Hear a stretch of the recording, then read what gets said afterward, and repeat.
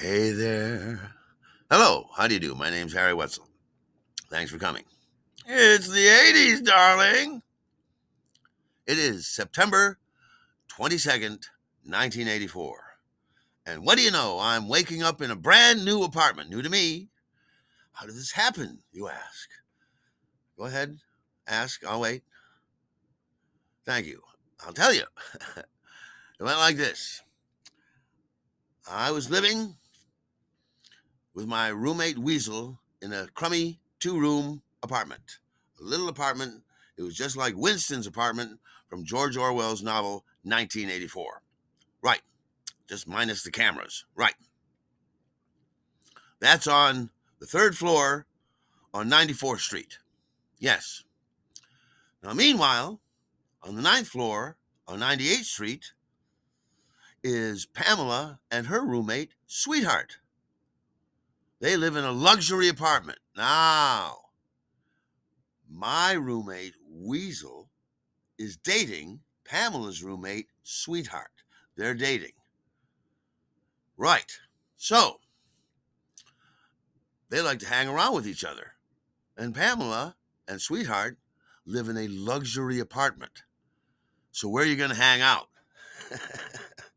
You're going to hang out in the luxury apartment, or you're going to hang out in the crummy two-room little apartment from 1984 by George Orwell with your pudgy roommate standing around. Hi. Right, of course, they opted to hang around as much as they could in the luxury apartment on the ninth floor. Yes, which worked out for me because Weasel was hardly ever there. He was up at Sweetheart's apartment, and they were there the whole time. All right. Now, Pamela, whose apartment it really is, gets kind of tired of suddenly living with this couple instead of this one quiet roommate. Now he's got this loud couple who hijack the living room and get into huge arguments with the TV when they watch the political commentary shows. Yes. And Pamela is suddenly living with this couple, and she's not a fan. So she came up with this little plan that she was going to evict Sweetheart and suggested that Sweetheart move in with Weasel down in the little two-room apartment, an ideal apartment for an intimate couple, and not an ideal apartment for two regular roommates. Right. Then meanwhile, I would be evicted from the crummy little two-room apartment, and Pamela needing a roommate and me needing a place to go, I would be transferred like a pawn in the game up to the luxury apartment. And so that's what happened. So Weasel and Sweetheart are living in their little apartment together, and suddenly I'm living in a luxury apartment with tasteful furniture, matching wallpaper, literally, and a dishwasher, and a doorman downstairs, and a working elevator. It was an advance elevator. It wasn't an Otis. It was an advance. Yes, I always made note of that when I was traveling the elevator. Anyhow, my quality of life improved immeasurably because Pamela was a classy, elegant, lovely woman, and she was a gourmet cook. And she would have dinner parties every now and then. And she was like, Harry, would you like to join us? And I'm like, yes, please, thank you. It was fantastic. And she always had the most interesting company, the most interesting guests and visitors to come around to the apartment. Yes. And she had a lovely Russian blue cat named Jane. Jane the cat. Just fantastic. Very regal and slightly pompous kitty cat. Yes, but very lovely. And there was always reefer. Yes, it was fantastic. So suddenly I'm living in this gourmet luxury apartment where there's always reefer. And Pamela's boyfriend, David, and hilarious chap, he and I got along quite well as well. And the three of us would sit around and smoke dope and laugh and listen to their CD player. CDs are still relatively new in 1984. It's a 1982 and 83 introduction to the market. Yes. So we're listening to their fancy CD player and smoking dope. And it was actually sort of idyllic. So wait a minute. The first morning that I wake up, I moved in on the 21st, Friday. And the first morning that I wake up in my brand new apartment, new to me, the 22nd, it's a Saturday, and it's the phone ringing, waking me up, trying to track me down to see if I am available to appear as an extra in a movie. Yes, I'm available. When is it? It's in an hour. Oh, well, sure. I've got to be to work by 1:00. He says, we only need you for an hour. And I'm like, fantastic. Where is it? He says, 33rd Street and 9th Avenue. I said, I'll be there. What do you need me to do? He says, all right, you got to wear a white shirt, a nice white shirt, and a nice pair of pants and nice shoes like you work in an office. We'll provide you with the tie and the glasses so that you look like everybody else. Just get there on time. We'll use you for an hour, and the pay is $35. I say, I'm in. He says, one other thing. It's for an adult movie. You have an issue with that? I'm like, no, not at all. Wait a minute. I keep my clothes on, right? He says, yes.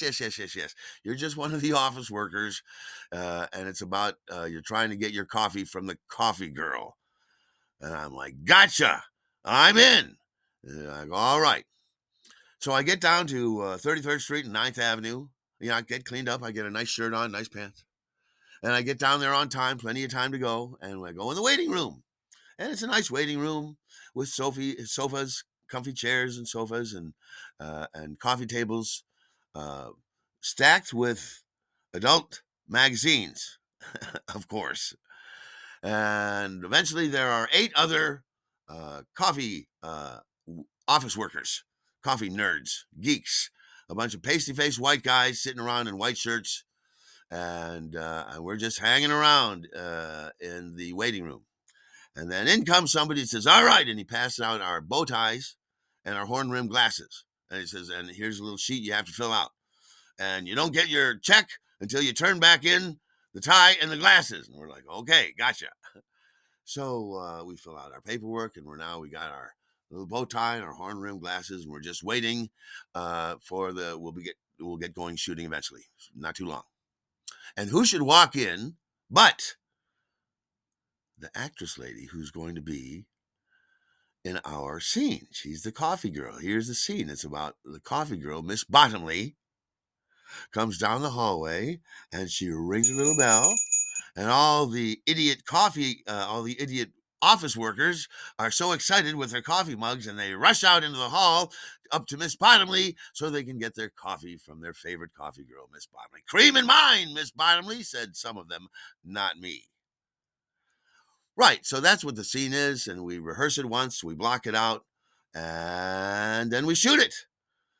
And let me tell you, I got to Miss Bottomley first. I made a point I was going to get right up there and meet her eyes, and I did. And she met my eyes, and I hold up my coffee cup, and then she looks down at the coffee cup and fills it up. And I watched her eyes for that entire shot. She didn't look at anybody else. She was looking at their coffee cups. I took that as a win. Yes, I know. And here's the thing. It's a movie set, and they want it to look like the coffee is steaming, but a movie set takes so long. The coffee is not going to be steaming anymore. So what they did was, the coffee will be hot, but it won't be steaming anymore. So what they did was they got little pellets, little cubes of dry ice that they put in the cups so that it would steam, but it's dry ice steam. It doesn't rise. It sort of bubbles over the edge of the cup like Grandpa Munster made it in his basement laboratory. Yes. So we're drinking this Grandpa Munster coffee from Miss Bottomley, and we're all excited. We shoot it again. It works out. I meet her eyes. Yes.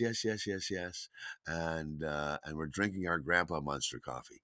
We shoot it for safety. Everything's good. He shoots a couple of one-offs, a couple of close-ups of the nerds sticking their heads around the corner. Miss Bottomley vanishes. Poof, she's gone. And then he's like, all right, that's it. That's a wrap. Here you go. Give me back your tie and your glasses or you're not going to get your check. We're like, okay, here you go. And that was it. Fantastic. It was my first adult movie. It's to be called, when it opens, Tickled Pink. Yes. And the woman playing Miss Bottomley was a woman named Melanie Scott. I found her later on the IMDb show. Yes. Right. Anyhow, so it's about 11:30 in the morning on September 22nd. I got to go to work at 1 o'clock. So I got a nice leisurely walk up to the Winter Garden Theater, and I walked through the Garment District and through Chelsea and up through Midtown, and there are many, many, many, many, many shops. And so along the way, I see in one of these shops the coolest sunglasses in the world, and they were $5. So I got my first pair of round red or rose-colored or red sunglasses. Yes. Now, these are not those.